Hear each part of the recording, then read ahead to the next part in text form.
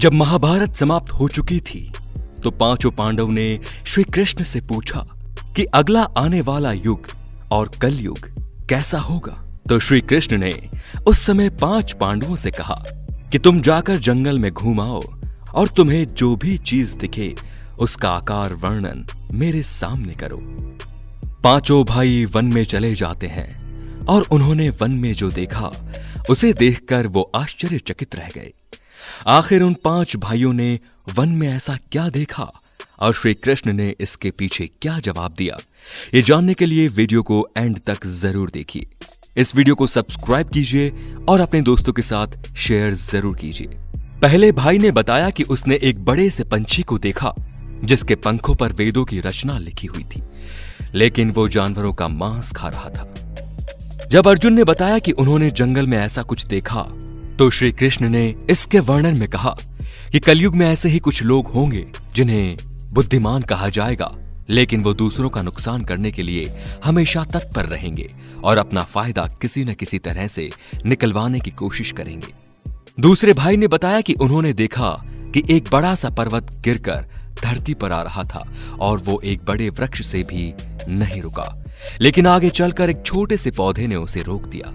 इस पर श्री कृष्ण ने जवाब देते हुए कहा कि कलयुग में सभी की मति मारी जाएगी और वो सिर्फ धन के पीछे भागेंगे और धन रूप में वृक्ष कभी भी उनकी बुद्धि को ठीक नहीं कर पाएगा और उनके मन को शांत नहीं कर पाएगा।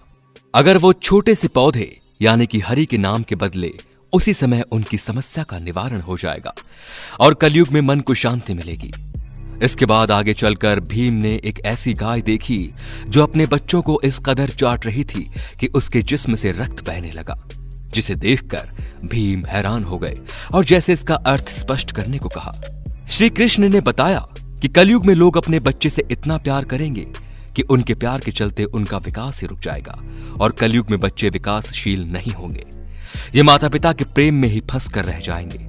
अगर किसी का पुत्र साधु बन जाता है तो उसके दर्शन करेंगे लोग, लेकिन खुद का पुत्र साधु बन जाए तो बैठकर रोएंगे लोग और निराश होंगे कि आखिर उनके पुत्र ने ऐसा क्यों किया।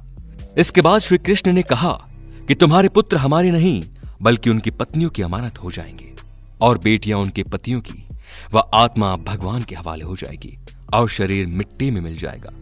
इसके बाद जंगल में उन्होंने 2 सूंड वाले हाथी को देखा, इसीलिए श्री कृष्ण से स्पष्ट करना चाहा।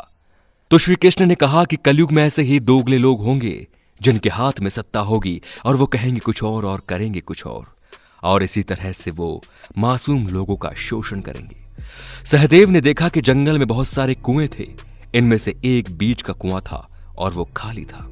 श्री कृष्ण ने इसका अर्थ स्पष्ट करते हुए कहा कि कलयुग में लोग अपनी पुत्रियों के विवाह में बाकी अन्य भावी चीजों में पैसे खर्च करेंगे, लेकिन अगर किसी गरीब और भूखे व्यक्ति को देखेंगे तो उसे दान नहीं देंगे।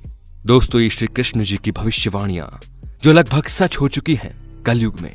अगर आप इस बात से सहमत हैं तो कमेंट बॉक्स में लिखकर जरूर बताइए और साथ ही साथ ऐसे और भी इंटरेस्टिंग और रहस्यमयी वीडियोस को देखने के लिए हमारे चैनल को सब्सक्राइब करें और बेल आइकन को दबा दीजिए।